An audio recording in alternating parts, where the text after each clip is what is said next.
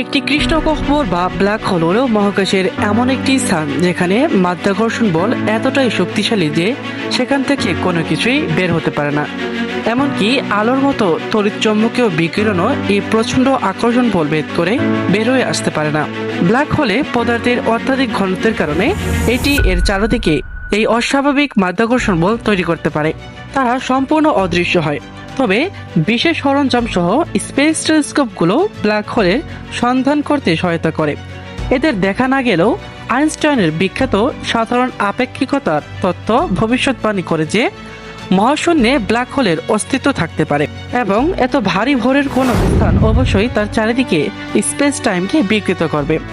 সম্প্রতি এই তত্ত্বের উপর ভিত্তি করেই সম্ভব হয়েছে ব্ল্যাক হোলের প্রথম চিত্র ধারণ করা।